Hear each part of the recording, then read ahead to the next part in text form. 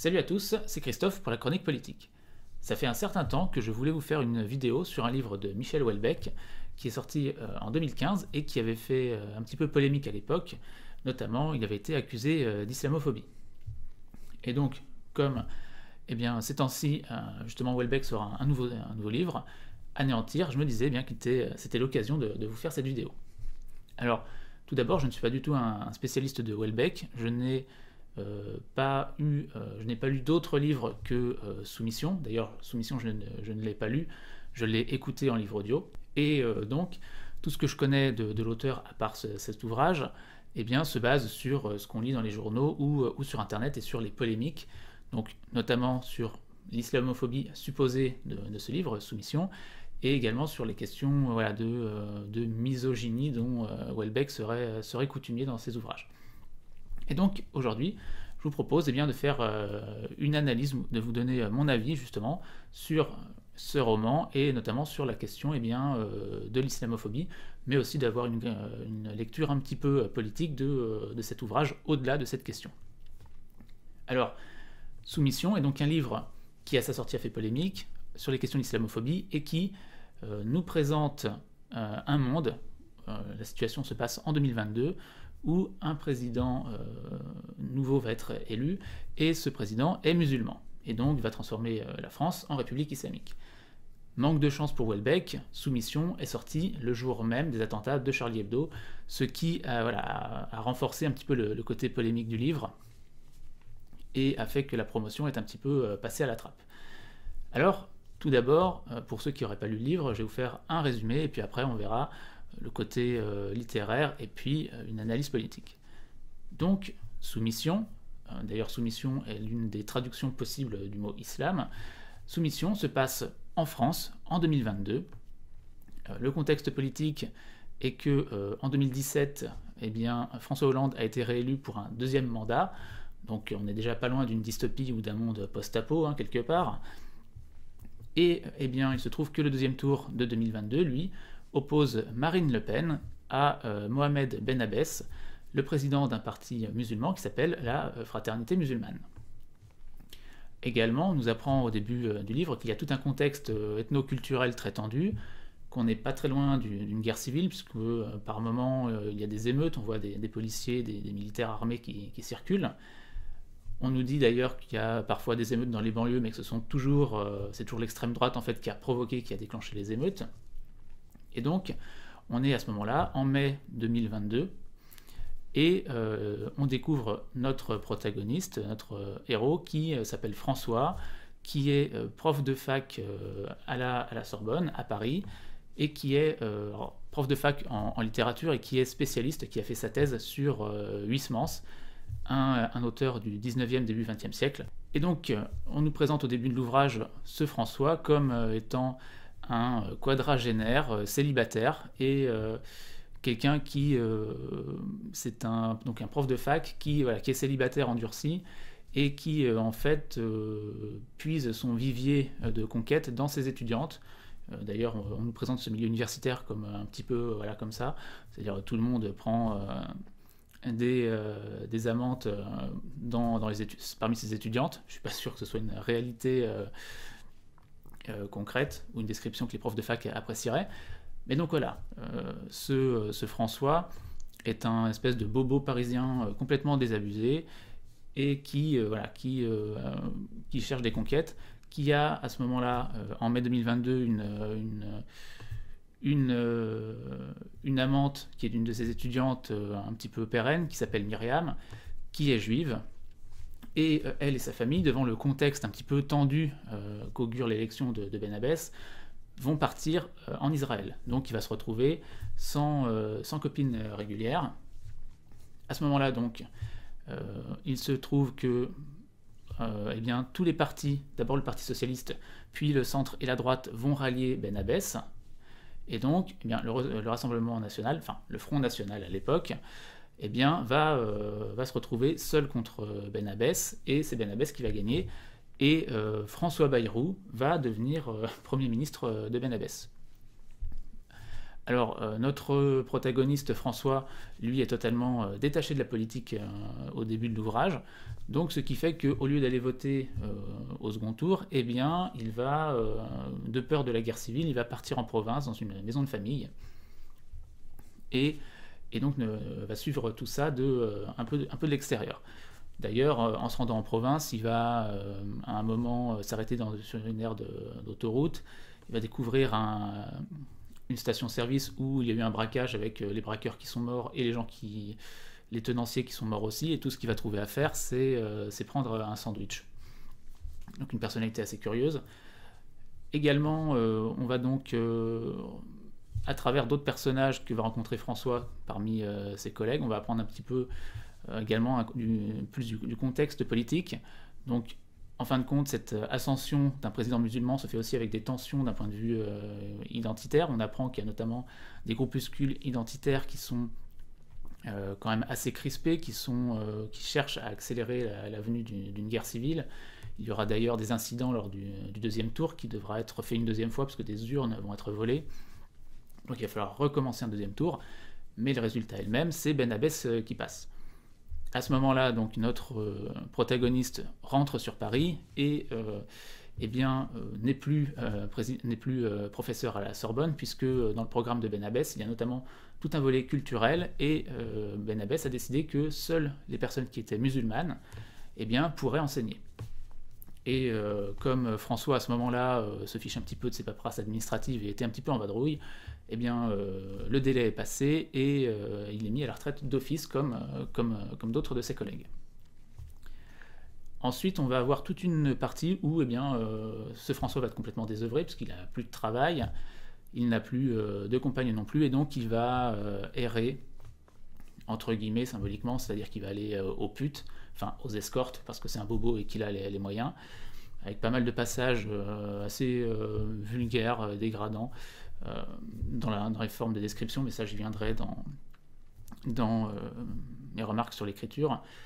Il va également ensuite tenter de retrouver la foi en faisant un séjour dans un couvent, comme son héros, enfin comme Huysmans, sur qui il a fait sa thèse, parce que Huysmans a retrouvé la foi en allant dans un monastère. Alors pour lui, du coup, ça va pas du tout se passer pareil, il n'y a pas d'illumination, il n'y a pas de vision de Dieu, et du coup, il rentre sur Paris, et à ce moment-là, donc, le nouveau dirigeant de la Sorbonne, qui s'appelle Rediger, qui est donc musulman, qui est même un islamiste, clairement, et qui est un ancien identitaire d'ailleurs, l'approche et essaie de le convaincre de reprendre sa place à la Sorbonne, et donc essaie de le convertir à l'islam. Et donc on a toute une partie de dialogue et de lecture conseillée par Rediger, que fait notre protagoniste, et protagoniste qui, en fin de compte, finit, dans les derniers chapitres, par se rallier à l'islam, il finit par se convertir, et donc, ainsi, il peut retrouver sa fonction de professeur. Alors il se rallie non pas par foi, mais pour bien sûr des questions de position sociale, retrouver un emploi. Et puis surtout, ce qui est mis en avant, c'est cette question de l'accès à la chair fraîche, puisque pendant tout l'ouvrage, on croise des musulmans, y compris Rediger, qui ont plusieurs femmes, et des femmes souvent jeunes, parce que 2-3 fois, on voit des musulmans qui sont mariés à des jeunes filles de 15-16 ans. Et donc, le livre se finit comme ça, avec une conversion sur l'islam et une réintégration dans les sphères universitaires, et quelque part, François trouve le bonheur grâce à une religion qui lui permet d'avoir plusieurs femmes et de la chair fraîche. Donc voilà pour le résumé du livre. Alors tout d'abord quelques remarques sur l'écriture. C'est un livre qui est écrit à la première personne, donc qui souffre des problèmes un petit peu récurrents à ce genre d'écriture. C'est-à-dire que pour avoir des informations sur le monde extérieur, notre personnage doit soit regarder la télé, lire la presse, ou bien avoir des personnages qui vont nous présenter un peu la situation. Et c'est ce qui se passe dans toute la première partie du livre, c'est-à-dire qu'il va rencontrer successivement des collègues qui vont lui donner des informations. Il va rencontrer un jeune collègue universitaire qui est un ancien leader identitaire, qui va lui expliquer les tenants et aboutissants des tensions ethniques, etc. Il a également une collègue dont le mari est directeur de bureau à la DGSI, donc au renseignement, qui va aussi lui apporter des éléments et nous apporter des éléments de compréhension sur la situation. Et du coup, dans ce genre de récit à la première personne, ce genre de méthode fait toujours un petit peu artificielle. Et là, je trouve que Houellebecq ne déroge pas à la règle. Quelque part, on a l'impression, pour reprendre un parallèle avec les jeux vidéo, d'avoir des PNJ un peu mal écrits qui viennent juste nous donner du background. Et malheureusement, c'est un peu l'impression que ça donne, puisque en dehors de ces moments où ils nous apportent du contexte, ces personnages ensuite n'apparaissent pas réellement, quoi. Ils ont vraiment une fonction purement utilitaire pour nous décrire le réel de l'ouvrage. Donc ça, voilà, c'est toujours un peu les limites de l'écriture à la première personne. Autre question sur l'écriture, tout au long de l'ouvrage, donc on a François qui est caractérisé par 2 dimensions principales. Il est prof de fac et spécialisé sur Joris Karl Huysmans, ou Karl Joris Huysmans, je ne sais plus.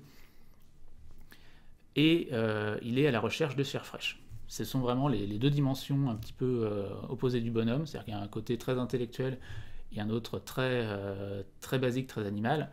Et les scènes de sexe sont décrites de façon très très crue, et sont crues, mais d'un point qui en fait sont très dégradantes, je trouve, pour les femmes.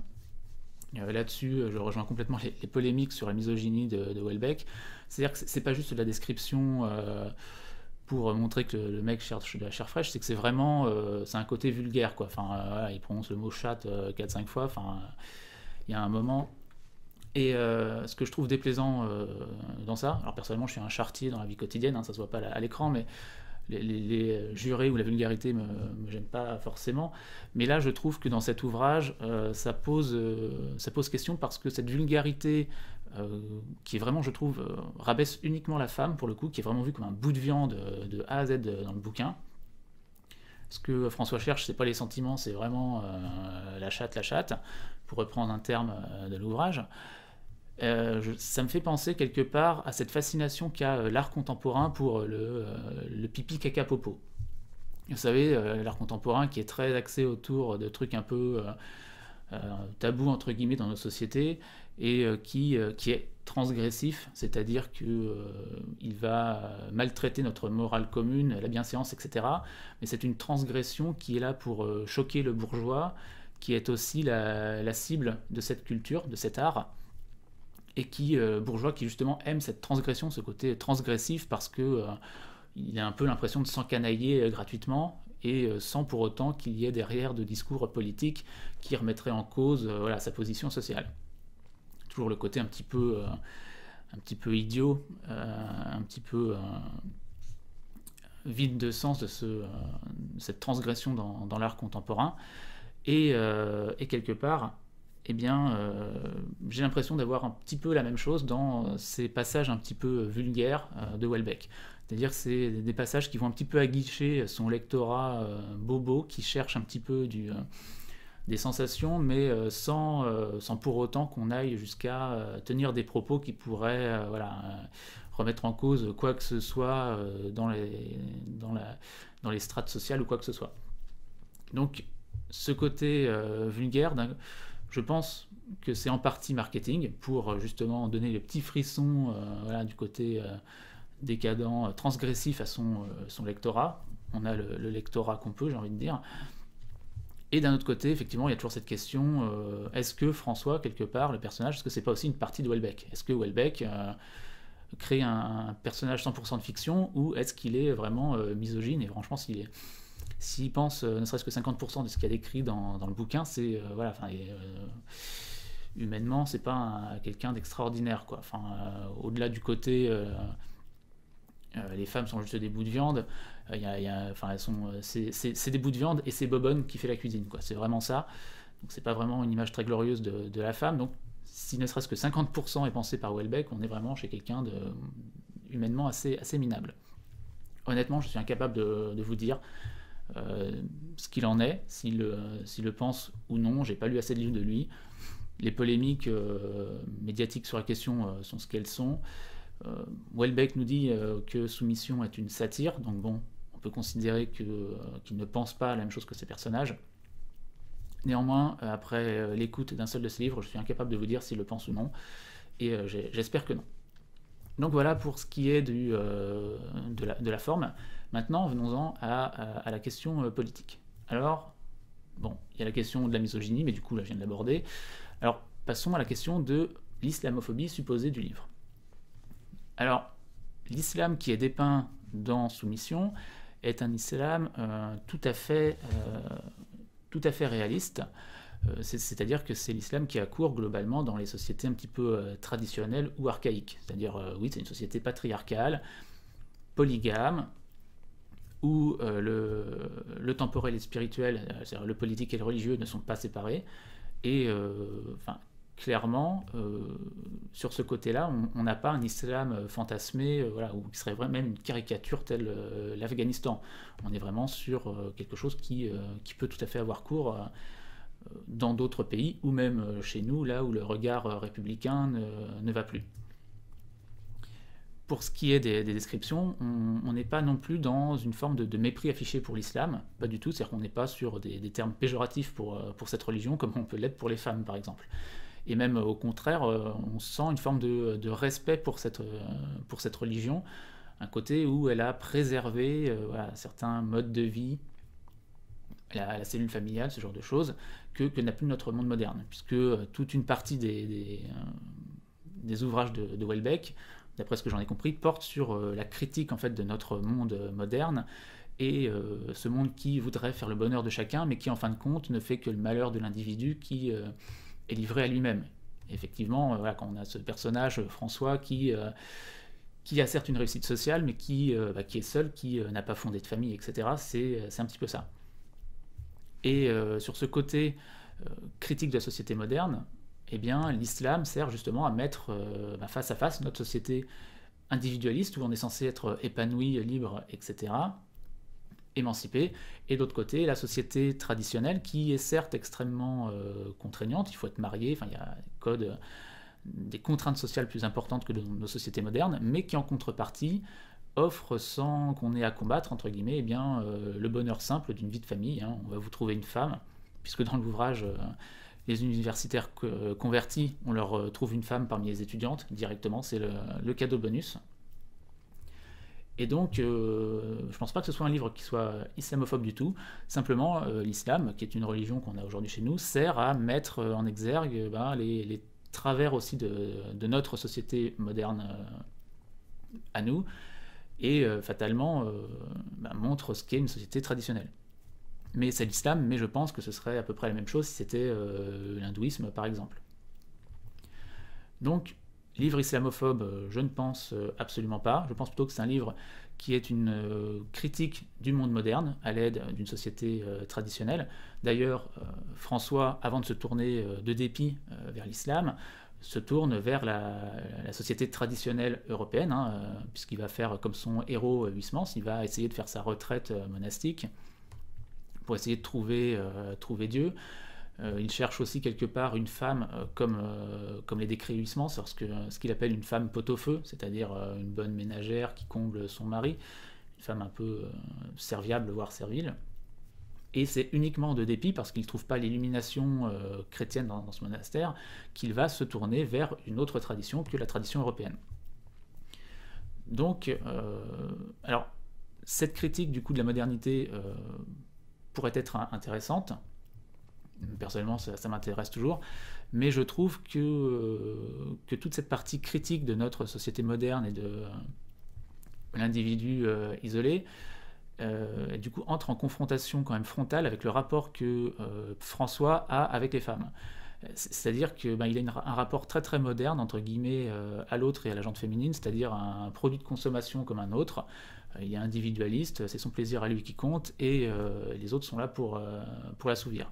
Et quand il se tourne vers l'islam, c'est pour combler ce désir basique et très moderne de consumérisme de la chair qu'il se convertit. En fin de compte, il ne passe pas d'une relation de la femme qui est un bout de beefsteak à la relation d'une femme qui serait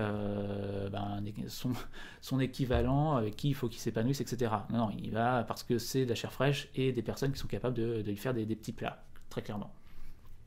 Et donc, je trouve que toute la critique de notre modernité tombe un petit peu à l'eau avec tout ce côté vulgarité misogyne, parce que si c'est ça être conservateur, quelque part, c'est pas glorieux, vous voyez. Il nous présente quelqu'un qui va se tourner vers le conservatisme, mais uniquement pour des questions de satisfaction personnelle assez bassement matérielles. Et donc ça ne nous donne pas non plus très envie, quelque part, de se tourner vers cette société traditionnelle face au néant affectif qu'il nous dépeint dans notre société moderne. En fin de compte, ce que le livre montre, c'est qu'un connard reste un connard, qu'il soit dans une société moderne ou une société traditionnelle, et qu'il va choisir l'une ou l'autre en fonction de ce qu'il arrange par rapport à son plaisir immédiat et à son consumérisme. Donc c'est une critique de notre modernité, mais quelque part ce n'est pas vraiment une critique conservatrice. Ce qu'on aurait pu espérer dans ce cas-là, c'était une critique réellement conservatrice, et bien que le côté valeur traditionnelle de l'islam ou de toute autre religion les séduit également, pas que le côté matériel. Donc voilà, ça c'est un petit peu dommage. Également, pour revenir sur la question de l'islam, clairement, dans cet ouvrage, il y a un moment, donc François entre en contact avec Rediger, donc qui est l'ancien identitaire qui est islamiste maintenant, et qui est dirigeant de la Sorbonne une fois le président élu. Donc ce Rediger est un peu un intellectuel, et il a écrit des brochures, des ouvrages sur voilà, pourquoi l'islam, pourquoi se convertir. Et clairement, pas mal des arguments qui sont fournis dans le livre sont des arguments qu'on peut entendre, qu'on peut trouver sur Internet, ou même que moi j'ai déjà entendu de la bouche de gens un petit peu musulmans rigoristes. Donc là non plus, on n'est pas... pour ceux qui croiraient que les arguments qui peuvent être déployés dans le livre quand on parle du point de vue des musulmans, croient que c'est islamophobe, non pas du tout. Enfin, c'est que moi réellement j'ai déjà entendu ce type d'argument. Voilà. Enfin, le monde est trop compliqué pour qu'il ait été créé par hasard, ce genre de choses. C'est typiquement ce qu'on retrouve dans les livres créationnistes et islamistes au sens large. Donc voilà, je pense que ce n'est pas un livre qui est islamophobe, très clairement. C'est un livre qui montre au contraire que Houellebecq sait ce qu'est l'islam et ce qu'est une société islamique. Sur la question de la misogynie de Houellebecq, ouais, honnêtement, je me pose des questions. Je pense qu'il voilà, y a une part de réalité, il y a une part de Houellebecq dans François. Pour ce qui est du livre en lui-même, faut-il le lire. Donc je vous avouerai que personnellement, c'est pas du tout mon genre de bouquin. J'ai vraiment galéré à écouter la fin, sur le côté... le côté vulgarité rejoint un autre côté, qui est le côté complètement sociopathique du personnage principal, qui fait que c'est un personnage qui est extrêmement désagréable à suivre. Et quand il n'est plus question que de lui, et qu'on n'a plus de contexte politique à découvrir, l'écoute a été laborieuse. Honnêtement, si j'avais eu à lire le livre, j'aurais peut-être abandonné tout simplement. Parce qu'au-delà du côté, il voit les femmes comme des bouts de viande, on a aussi pas mal de signes qui montrent qu'on est soit face à quelqu'un qui a une dépression majeure, soit qui est sociopathe. C'est-à-dire qu'il se fout de tout, ses parents meurent, il s'en fiche. À un moment, donc, il va dans une supérette, tout le monde est mort, tout ce qu'il trouve à faire, c'est se prendre le sandwich, il n'appelle pas les flics ni rien, enfin... Et il y a plein d'éléments comme ça qui montrent que le personnage se fout totalement de l'autre. Alors, ça peut être un personnage écrit pour montrer, je sais pas, la vacuité de notre monde, etc. Mais du coup, ça le rend extrêmement désagréable. C'est quelqu'un, on peut pas s'y attacher 5 minutes. C'est difficile d'entrer en empathie avec lui, parce que c'est quand même un espèce de bobo universitaire qui taffe sur un auteur que tout le monde a oublié. Donc voilà, on n'entre pas en résonance avec lui, ça parle pas. Il est désagréable. Donc du coup, voilà, ce livre, j'ai vraiment eu du mal à le finir, et du coup je pense pas qu'il soit à lire uniquement pour sa critique de la modernité, parce que c'est quelque part une critique qui n'est qu'à moitié faite, puisque on critique certes la modernité, mais quelque part l'homme moderne triomphe à la fin, même quand il se convertit à l'islam, puisqu'il s'est converti par intérêt uniquement. Donc voilà, un livre... clairement, moi, donc, je ne suis pas le public. Je ne pourrais pas en dire beaucoup plus sans être désagréable, honnêtement. Mais clairement, je pense un livre qui ne mérite pas les polémiques qui ont eu sur l'islam, en tout cas. Sur la misogynie, oui, mais pas sur l'islam, qu'il a eu quand il est sorti. Et d'ailleurs, je me pose la question, est-ce que s'il sortait aujourd'hui, en 2022, on aurait des polémiques sur la question de l'islamophobie ou non? Vu que, voilà, depuis, parce qu'il est quand même sorti, et il a été écrit avant les attentats de 2015, et puis avant l'émergence de Daesh. Maintenant, on est quand même un petit peu plus au courant de ce qu'est capable de faire l'islam, ou une partie de l'islam, dans le sordide. Donc peut-être qu'aujourd'hui, il n'y aurait pas ces polémiques sur le côté islamophobe. Alors que peut-être on aurait plus des polémiques sur le côté misogyne, antiféministe, etc. Du coup, je me demande vraiment ce que ça donnerait s'il sortait aujourd'hui. Mais donc voilà, un livre que voilà, personnellement je n'ai pas spécialement apprécié, qui d'un point de vue politique a des éléments intéressants, mais qui malheureusement sont trop noyés dans un espèce de personnage désagréable, nihiliste, sociopathe même par certains côtés, et totalement consumériste. Le fait que ce soit une satire, j'ai envie de dire, n'excuse pas tout, hein. Il y a un moment, il faut quand même que l'on trouve un peu de plaisir à lire un ouvrage, ou à l'écouter, ce qui n'a pas été vraiment mon cas pour ce coup-ci.